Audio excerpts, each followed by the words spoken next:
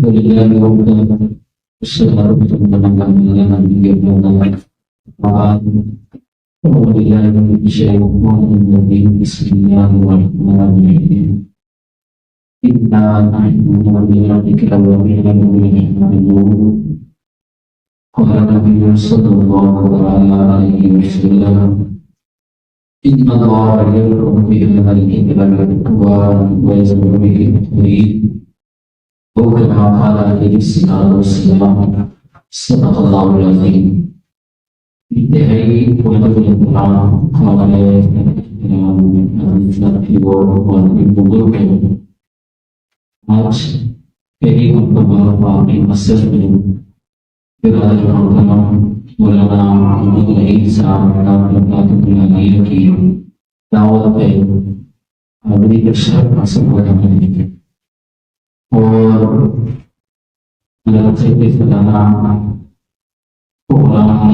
قرآن کے اس میں حاضری کا شرف حاصل ہو رہا ہے. بچے اور بچیوں نے قرآن مجید حفظ کیا ہے، نظر مکمل کیا ہے. اللہ تعالیٰ اساتذہ کرام کی اور جملہ احباب معاونین کی اس محنت کو اپنی بارگاہ میں قبول و منظور فرمائے اور ہمیں مدارس کے ساتھ یوں ہی جڑے رہنے کی اللہ تعالیٰ توفیق فرمائے. قرآن مجید اللہ کا کلام ہے. کیا ہے یہ؟ مجھے واصل قرآن کیا ہے؟ بچے خاموش رہیں گے، بزرگ ہو رہے ہیں. کیا ہے؟ اللہ کا کلام. پہلے جتنی کتابیں اللہ تعالیٰ نے نازل فرمائی وہ لکھی ہوئی ان انبیاء علیہ السلام کو عطا فرمائی. تورات کی تختیاں لکھی ہوئی حضرت موسیٰ علیہ السلام کو ملی. انجیل کی لکھی ہوئی تختیاں حضرت عیسیٰ علیہ السلام کو ملی. زبور کی لکھی ہوئی تختیاں حضرت داؤد علیہ السلام کو ملی. دیگر انبیاء علیہ السلام کو صحیفے لکھے ہوئے ملے. وہ آسمانی کتابیں ہیں. اور قرآن مجید اللہ کا کلام ہے. یہ کلام اللہ ہے، اللہ کی بات چیت ہے، اللہ کی گفتگو ہے. یہ ہمارے رب سے نکلا ہوا کلام ہے. اور قرآن مجید لکھی ہوئی حالت میں کتابی شکل میں آپ صلی اللہ علیہ وسلم میں نازل نہیں ہوا. اللہ تعالیٰ نے جبریل امین علیہ السلام کے ذریعے سے اپنے محبوب حضرت محمد مصطفیٰ امام الانبیاء خاتم الانبیاء فخر العالم آمنہ کے بر یتیم عبداللہ کے لفظ جگر ساقی الرسول شرف مرشد خدا صلی اللہ علیہ وسلم کے ختم اطہر پہ نازل فرمایا. ہمارے آقا صلی اللہ علیہ وسلم نے اپنی نبوت والی زبان سے اسے عطا فرمایا. اور پھر سامنے بیٹھے ہوئے صحابہ اکرام کی ایک جماعت جن کی تشکیل آپ صلی اللہ علیہ وسلم نے کی ہوئی تھی، جن کی تعداد 12,022 لکھی ہے، 12 سے زائد لکھی ہے. اب صحابہ اکرام کی ذمہ داری ہوئی تھی کہ جیسے ہی نبی پاک صلی اللہ علیہ وسلم اپنی نبوت والی زبان سے قرآن مجید کی تلاوت فرمائیں، آپ صلی اللہ علیہ وسلم قرات فرمائیں، تو وہ صحابہ اکرام آیات کو سورتوں کو اپنے پاس لکھ لیا کرتے تھے. تو اللہ تعالیٰ نے اپنا کلام اپنے محبوب صلی اللہ علیہ وسلم کے قلب اپنے پہ نازل فرمایا اور پھر صحابہ اکرام نے اسے لکھا اور صحابہ اکرام نے اسے جمع کیا. تو قرآن اللہ کا کلام ہے. اگر کوئی شخص یہ چاہتا ہے کہ میں اپنے رب سے گفتگو کروں، اپنے رب سے بات چیت کروں، میرا رب مجھ سے کلام کرے، تو اسے چاہیے کہ وہ قرآن مجید کی تلاوت کرے. قرآن مجید کی تلاوت کرے گا گویا اللہ سے باتیں کرے، گویا اپنے رب سے کلام کر رہا ہے، اپنے رب سے گفتگو کر رہا ہے. اسی وجہ سے اس کی عقیدے اور نظریے کی وجہ سے قرآن اللہ کا کلام ہے. قرآن اللہ کا کلام ہے. امام احمد بن حنبل رحمۃ اللہ علیہ نے بادشاہ وقت کے غلط عقیدے کے خلاف استقامت کے ساتھ ڈٹ کر کے یہی موقف رکھا کہ قرآن مجید اللہ کا کلام ہے. بادشاہ کا موقف یہ تھا کہ قرآن اللہ کے مخلوق ہے. اب چونکہ مخلوق فانی ہے، ختم ہونے والی ہے، تو خلیفہ مقتصد اللہ نے کہا کہ قرآن اللہ کی مخلوق ہے. امام محمد بن حنبل رحمۃ اللہ علیہ نے فرمایا کہ قرآن اللہ کا کلام ہے، یہ ہمارے رب کی صفت ہے، یہ اللہ کا کلام ہے. جس طرح اللہ کی ذات ہمیشہ باقی رہے گی، اللہ کا یہ کلام بھی ہمیشہ باقی رہے گا. قرآن اللہ کی مخلوق نہیں ہے، چونکہ مخلوق فانی ہے، اس نے ختم ہونا ہے. قرآن اللہ کا کلام ہے، جس طرح اللہ ہمیشہ رہے گے اسی طرح اللہ کا کلام بھی ہمیشہ رہے گا. جس طرح اللہ کی ذات کا عیب ہے، اللہ کا کلام بھی بے عیب ہے. جس طرح اللہ کی ذات ہمیشہ رہنے والی ہے، اللہ کا یہ کلام بھی ہمیشہ رہنے والا ہے.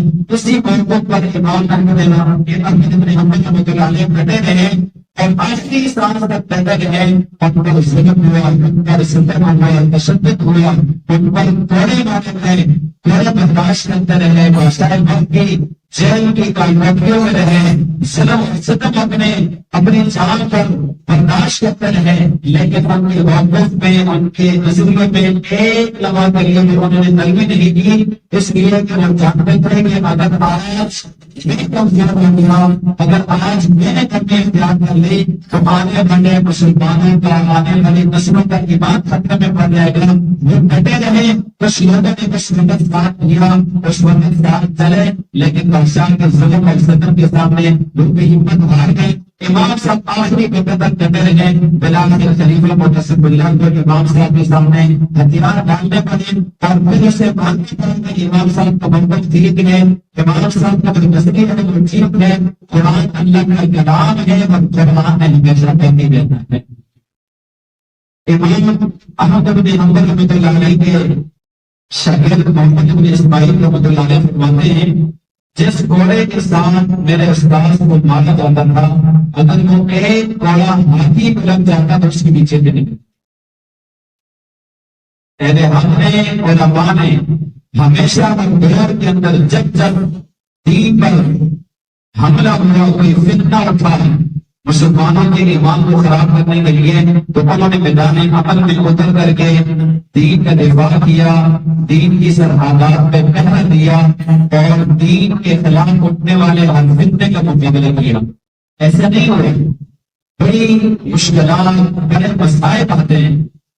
آپ کیا سمجھتے ہیں کہ اس وقت آج جو فتنے دیکھ رہے ہیں ان فتنوں کے سرگوبی کوئی بھی فتنہ رکھتا ہے فوراً علماء کی زبان میدان میں آ کر کے دین کا دفاع کرتی ہے، اور جس ہمارے نماز پہ دین کے جس شعبے پر وہ فتنہ ہنگامہ ہوتا ہے فوراً علماء میدان میں آ کر کے دین کے اس شعبے پر اس نماز سے دفاع کرتے ہیں، کھڑے ہو جاتے ہیں، حق بیان کرتے ہیں، لوگوں کے سامنے حق کو واضح کرتے ہیں.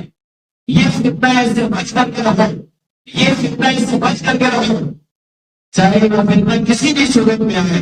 علماء نے دین کا دفاع کیا، اس فتنے کا مقابلہ کیا. میں ایک آسان سی مثال آپ کو دیتا ہوں جو سوشل میڈیا کا دور ہے اور ہمارے ہر بچے کے ہاتھ میں بھی تقریباً موبائل ہوتا ہے. سوشل میڈیا پر ایک شخص ہے جس کا نام محمد علی مرزا ہے، پگڑی باندھی ہوتی ہے اس نے اور اپنے سامنے کتابیں رکھ کے بیٹھا ہوتا ہے. بے محبی میں کتابیں، نہ میں وہابی اور نہ ہی میں وطنی کون سے بھابی، بے محبی میں کتابیں. اور میڈیا پہ ایک قبل میں بیٹھ کر کے وہ لوگوں کے نظریات، ان کے ایمان کو خراب کرنے کی پوری کوشش میں لگا ہوا ہے. تین دشمن کرتے ہیں، اسے سپورٹ کرتا ہے. اور وہ سوشل میڈیا پہ خفانے کو کبھی اس نے مچایا ہوا ہے، کبھی وہ ایک صحابی کو پکڑ لیتے ہیں، کبھی دوسرے صحابی کو پکڑ لیتے ہیں، فلاں صحابی نے یوں کیا، حضرت میرے معاویہ رضی اللہ عنہ نے یوں کیا، فلاں صحابی نے یوں کیا. اور پھر کہتے ہیں کہ میں جو کچھ بیان کر رہا ہوں میں کتابیں سے بیان کر رہا ہوں، میں تمہیں علم بیان کر رہا ہوں، کتابیں کھول کر جو تمہیں تو نکالا ہے. جو کام آج محمد علی مرزا کر رہے ہیں، کیا یہی کتابیں ہمارے اسلاف، ہمارے اکابرین، ہمارے بزرگوں کے سامنے نہیں تھی؟ یہ بخاری، یہ مسلم، یہ ترمذی، یہ ابو داؤد شریف، یہ مشکوہ شریف ان کے سامنے نہیں تھی؟ اب جو کام اس وقت نہیں ہوئے یہ کرتا ہے، اور یہ بھی اسی مقاصد میں بڑی تیزی کے ساتھ کیا میں بیان کر رہا ہوں تو حقیقت بیان کر رہا ہے کتابیں کوئی کوئی بیان کر رہے ہیں. جب کہا جاتا ہے کہ بھائی یہ ہمارا ذات غلط ہے رہے یہ بات عادی کر رہا ہے یہ حدیث کا ایک ٹکڑا بیان کر رہا ہے یہ بات پوری بیان نہیں کر رہا یہ تشریح مستند بیان نہیں کر رہا. اس کو چاہیے کہ جو یہ باتیں بیان کرے کسی عالم دین کے سامنے بیٹھ کر کے بات کرے. اپنے علماء گئے اس کے دروازے تک گئے تو لوگوں نے دیکھا کہ کسی عالم دین کا سامنا کرنے کی ضرورت اس میں نہیں ہے. سامنے آ کر کے بات نہیں کرتا سامنے آ کر کے گفتگو نہیں کرتا. اب اس جیسے جتنے بھی فتنے ہر گھر میں پیدا ہوتے ہیں ان فتنوں کا مقابلہ کرنے والے علماء کرام ہوتے ہیں. تو امام صاحب بیٹھ گئے. امام صاحب نے فرمایا کہ قرآن اللہ کا کلام ہے اور پھر جہرے برداشت کی ہنگریاں بیٹیاں کوئی برداشت کیے تو پھر اللہ تعالیٰ تو کسی کی قربانی کو ضائع نہیں کرتے. اللہ تعالیٰ کسی کی قربانی کو ضائع نہیں کرتے. تو اللہ تعالیٰ نے انہیں اپنے کاز اور مشن میں کامیابی کا معنی عطا فرمائی. تو قرآن اللہ کے کلام میں جس کے بارے میں اللہ تعالیٰ نے ارشاد فرمایا ہم نے اسے نازل کیا ہم اس کی حفاظت کرنے والے.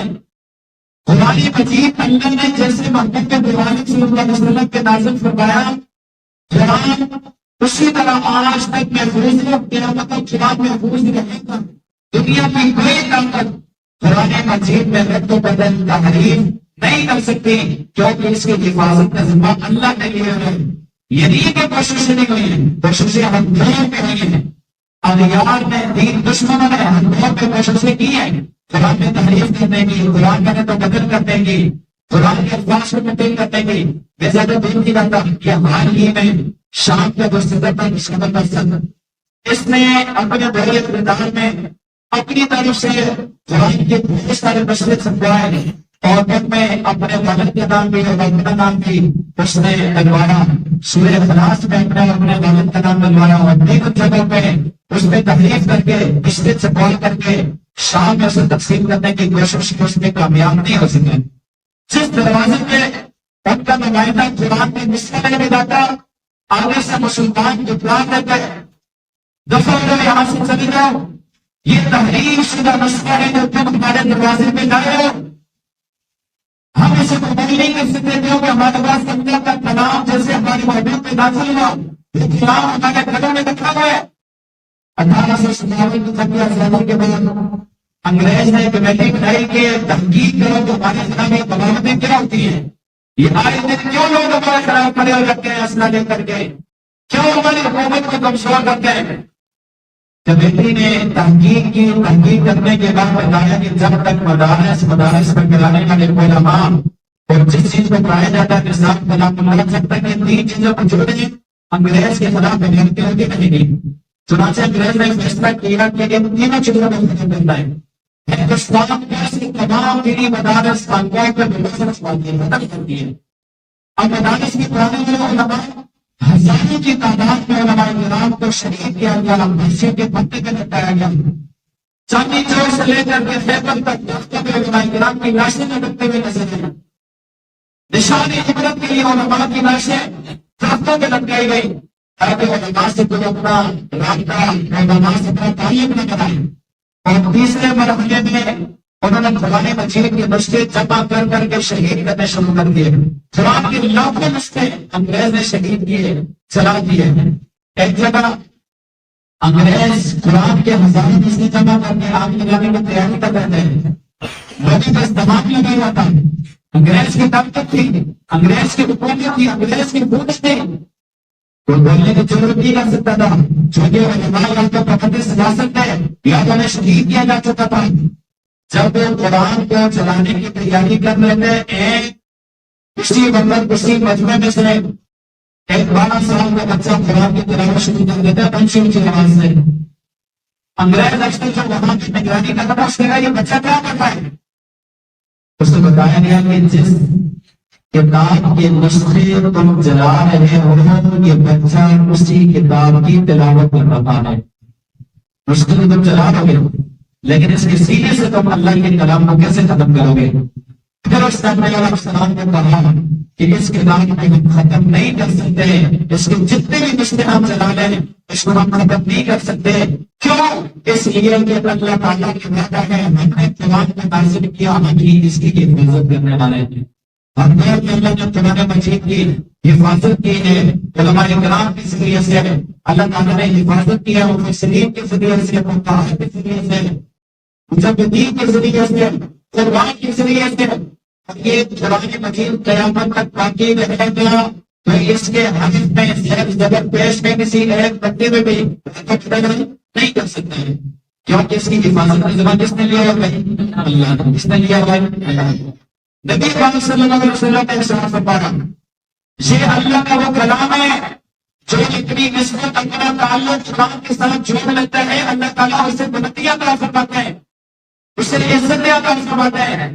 جس کی نسبت، جس کا تعلق اللہ کے قرآن کے ساتھ ہوتا ہے، اللہ تعالیٰ اس زمانے میں اسے عزت عطا فرماتے ہیں، بلندی عطا فرماتے ہیں.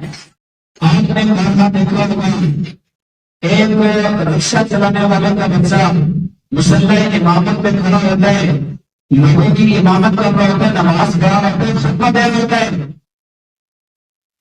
مال والے، دولت والے، عہدوں والے، حکومتوں والے، وزراء، مشیر، سردار وغیرہ دولت مند بڑے بڑے تاجر پیچھے کھڑے کر کے اس کی اقتدا کر رہے ہوتے ہیں. یہ اقتدا بنا ہوتا ہے، وہ امام ہوتا ہے، یہ مقتدی بن کے اس کے پیچھے ہاتھ بن کے کھڑے ہوتے ہیں. حالانکہ دولت ہے، عہدہ ہے، مال ہے، سب کچھ ان کے پاس ہے، لیکن عزت کے مقام پر ایک رکشہ چلانے والے کا بچہ کھڑا ہوا ہے، اس لیے کہ اس کے سینے میں اللہ کا کلام ہے، اس کے سینے میں قرآن مجید ہے، اس کے سینے میں کلام اللہ کی دولت ہے. اور میرے آقا صلی اللہ علیہ وسلم نے یہی ارشاد فرمایا جو قرآن کے ساتھ اپنی نسبت، اپنا تعلق جوڑ لیتا ہے، اللہ تعالیٰ اسے عزت عطا فرماتا ہے. کل قیامت کے دن میدان محشر میں بھی ساری انسانیت کے سامنے بلا کر کے اس سے عزت دی جائے گی، اس کے بعد سے بردار رکھا جائے گا، مقام اور مرتبہ دیا جائے گا، قرآن پڑھتا جائے، جنت کے درجات میں چڑھتا چلا جا. اللہ تعالیٰ کیسے عزت عطا فرماتے ہیں؟ وَكُنْتُمْ عَلَىٰ شِفَّاءِ حُفْرَةٍ مِّنَ النَّارِ. جس معاشرے پہ میرے آقا صلی اللہ علیہ وسلم تشریف لائے وہ جہالت میں اپنی انتہا کو پہنچ رہے تھے، جہالت میں اپنی انتہا کو پہنچ رہے تھے. اس جہالت والے دور میں، جہالت میں پھنسے ہوئے لوگوں کے درمیان ہمارے آقا صلی اللہ علیہ وسلم تشریف لائے. اللہ تعالیٰ نے قرآن مجید آپ صلی اللہ علیہ وسلم پہ نازل فرمایا. میرے آقا صلی اللہ علیہ وسلم نے اس معاشرے پہ کہنا شروع کیا، ان کا تزکیہ درج کیا، اللہ کی کتاب کا انہیں علم عطا فرمایا، انہیں سکھایا، قرآن سکھایا. اب وہ معاشرہ قرآن کے ساتھ جڑ گیا، ان کی زندگی میں قرآن آ گیا، قرآن کے احکامات کو عمل کرنے لگے، قرآن مجید کی قرأت کرنے لگے، تلاوت کرنے لگے، اپنی سینوں میں انہوں نے اللہ کے کلام کو محفوظ کیا، قرآن کے حافظ بنے، قرآن کے قاری بنے، قرآن کے قاری بنے. اب ان کی نسبت جب قرآن کے ساتھ جڑ گئی، پیغمبر علیہ السلام نے تزکیہ نفس کیا، انہیں کتاب کا علم سکھا دیا. اب پھر یہی لوگ، یہی طبقہ، یہی معاشرہ، یہی جماعت پھر جس کے بارے میں اللہ تعالیٰ نے ارشاد فرمایا اب قرآن کے ساتھ نسبت جوڑنے کی وجہ سے، قرآن پر عمل کرنے کی وجہ سے، اللہ کے احکامات پہ عمل کرنے کی وجہ سے یہ جماعت اس انتہا کو پہنچ چکی ہے، اس بلندی کو پہنچ چکی ہے، اللہ کے تحفظ حاصل کر چکی ہے کہ اللہ ہی اللہ کا بری ہوئے جنت کے وارث ہیں. جنت کے وارث میرے آقا صلی اللہ علیہ وسلم کے صحابہ بنے ہیں، کیونکہ صحابہ نے اپنی زندگیوں میں قرآن کو لایا. قرآن کو لے کر کے پیغمبر علیہ السلام کے صحابہ تھے اور پوری دنیا میں چھا گئے. صحابہ کرام نے قرآن کو، قرآن کے احکامات کو لے کر کے جب اسفار شروع کیے، جس طرف نبی کے صحابہ نکلے، اللہ تعالیٰ نے فتوحات ان کی قدموں میں ڈالی. دنیا کی کوئی طاقت صحابہ کا مقابلہ نہیں کر سکی، کیوں لوگ کا تزکیہ نفس کرنے والے امام الانبیاء صلی اللہ علیہ وسلم تھے. انہوں نے امام الانبیاء صلی اللہ علیہ وسلم سے اللہ کا فرمان کرا تھا، جہاں کی تعلیم انہوں نے نبی پاک صلی اللہ علیہ وسلم سے حاصل کی تھی. صحابہ کرام نے اپنے زندگی میں اللہ کو فرمان پھیلایا، پھر دنیا میں صحابہ کرام شامل، اللہ تعالیٰ نے فتوحات عطا فرمائی. پھر یہی صحابہ کرام یہی صحابہ اکرام کی جماعت ہے. قرآن نے پھر اپنے سینے میں صحابہ اکرام کو جگہ دی. قرآن مجید میں 1226 آیات میں اللہ تعالیٰ نے صحابہ اکرام کی شان اور عظمت میں نازل فرمائی. یہ صحابہ اکرام کی جماعت بالکل جماعت بنی. ان کے ایمان کو، ان کے ایمان کو، ان کی نماز کو، ان کی تبلیغ کو، ان کے جہاد کو، ان کی طہارت کو، ان کے تقوی کو، ان کے علم کو، ان کے چلنے کو، پھر صحابہ اکرام کی ایک ایک ادا کو اللہ نے قرآن مجید میں بیان کیا. کیونکہ صحابہ کا تعلق قرآن کے ساتھ جڑ چکا تھا. صحابہ اکرام 64,65,000 پر حکومت کرنے والے بن گئے. یہ صحابہ اکرام کو جو بلندیاں ملی ہیں، یہ صحابہ اکرام کو جو مقام ملا ہے، قرآن کے ساتھ نسبت جوڑنے کی وجہ سے. کس کی وجہ سے بھائی؟ سب سے وجہ سے. سب مل کے بولو تشریف لا چکے. سب مل کے بولو آج اگر ہم اپنی قسمت قرآن کے ساتھ زندگیوں میں قرآن کی اس کی اپنی بات کو ہم عمل کریں گے، اللہ تعالیٰ اس دنیا کے اندر بھی ہمیں عزت عطا فرمائیں گے. آپ نے دیکھا نہیں یہ جو غزہ میں حالیہ 7 اکتوبر کو جب اسرائیل کا اٹیک کیا، حملہ کیا، یہ پوری جماعت جو حماس کی مجاہدین کے لیے سب کے سب قرآن مجید کے حافظ تھے. کیا تھے؟ قرآن کے حافظ تھے. اگر ایک دنیا کی سپر پاور کہلانے والی طاقتیں اس کی پشت پہ کھڑی ہوئی، کیا برطانیہ ہو گیا، امریکہ کا مطلب سب اس کی پشت پہ کھڑے ہو گئے. اس نے کہا تھا جب دنوں کی کہانی ہے، ہم اسے دنیا محنت کرنے کے ختم کرنے کے حماس کا نام لینے والا کوئی نہیں رہے گا. 15 ماہ کی بیروت کی بارش کے بعد اللہ تعالیٰ نے ہمیں اپنی آنکھوں سے دکھایا ہے اسرائیل حماس کے قدموں میں جھکا اور چپ کر کے بیٹھا اور معافی مانگنے پر مجبور ہوا، کی نفرت کرنے پر مجبور ہو گئے. جب حملہ کیا تھا تو لوگوں نے کہا طاقت سے ٹکر لے رہی، ختم ہو جائیں گے، جدید ٹیکنالوجی ہے، ملین پیٹ کر دیں گے، نام و نشان روزی نہیں رہے گا. اور کوئی کسر اس نے چھوڑی بھی نہیں. 15 ماہ کی شدید بمباری برف کی بارش کے بعد بھی کوئی چکوا انہوں نے غزہ کا ایسا نہیں چھوڑا جہاں پر بمباری نہ کی ہو. جب حماس کے مجاہدین نئی گاڑیاں لے کر کے ان کے قیدیوں کو لے کر کے آئے، لوگ رات کو پتہ نہیں کہاں انہوں نے رکھی ہوئی تھی.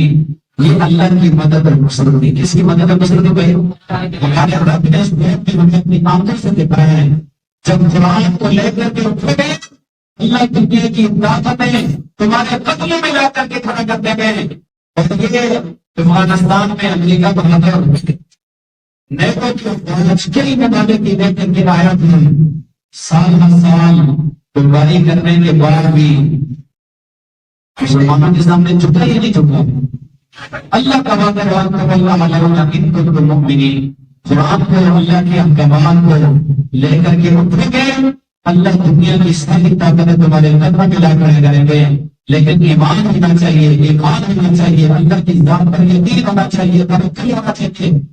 طاقت کی طرف نظر نہیں ہونی چاہیے، نظر ہمیشہ اللہ پر ہونی چاہیے. کس پر ہونی چاہیے؟